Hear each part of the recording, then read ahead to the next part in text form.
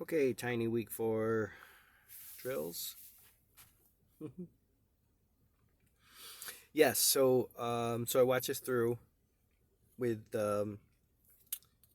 with the sound your sound on, so I could hear, and yeah, so these are all going to be tough. Well, at least the front and the blind for you to get into place, and you do a really nice job because you have great mechanics on your front cross in both location and 4 big steps getting downstream.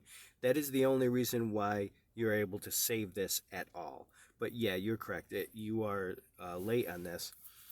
Your mechanics, I don't think you're going to get any better on your mechanics. So what has to happen is you need to get to your spot sooner. So what we really need is on both the front and the blind, you go in, I think, too far into the tunnel, which causes you to have to go back twice as far this way. So the solution, I believe the only solution you've got, is to send from closer to this wing, so that way you're already much closer to here. But she makes very nice adjustments.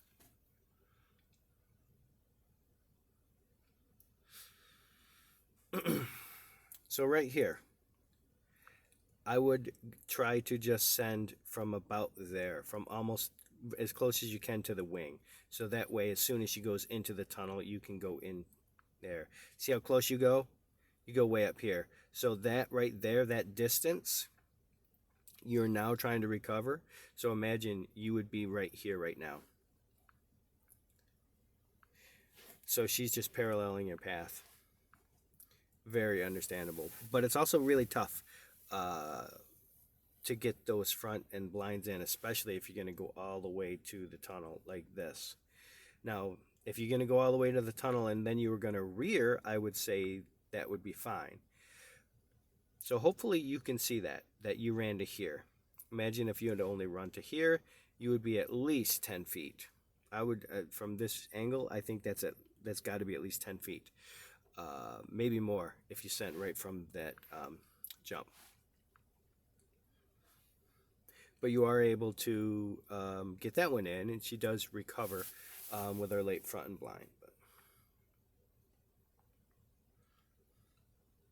you're going to find that is often the case in agility. I've probably mentioned it before, is that our ability, at some point, our ability to our um, our odds of success at getting that front or the blind, once you get mechanics down, will be more determined by things like our commitment to a tunnel, or maybe how good our contacts are, how independent our weaves are. Sometimes 2 or 3 obstacles sooner. In that case, your rate of success on the front or the blind was greatly influenced, mostly influenced by the tunnel send distance that you had before that.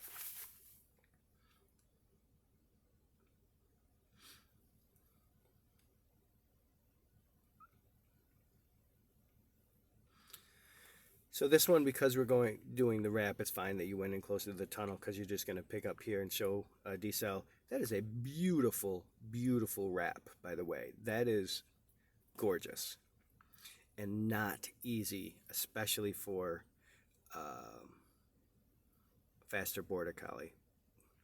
So this one, most of your verbals have always been really good. Your verbals here are not. If you listen to it with your sound, she lands and then you give a go, and then there's a break, and then you kind of say go much later. And then on subsequent tries, where you just try here again, your verbal, you give a hup, and then you wait, and then you give another hup as she's kind of like going by those jumps.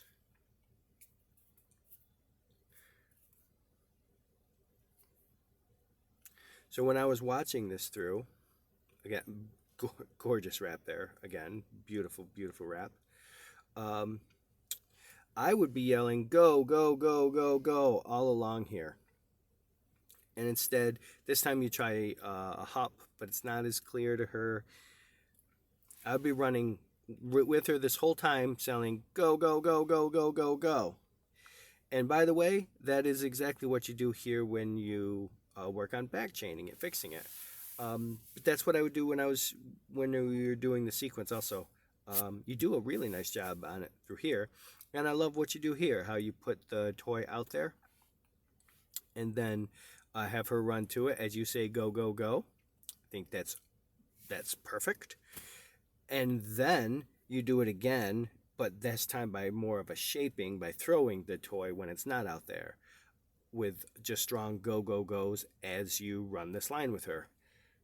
Perfect. Love it.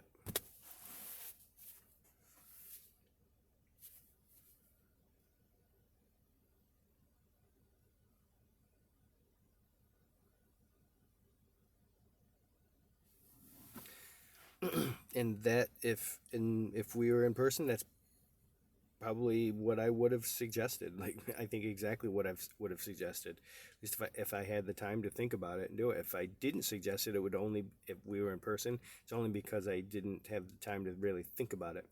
But just sitting here watching these videos like this, that's exactly what I would have suggested to do. The only other thing, and I don't know if maybe you did, is after you did it twice like this, then I would do the whole sequence again in pair.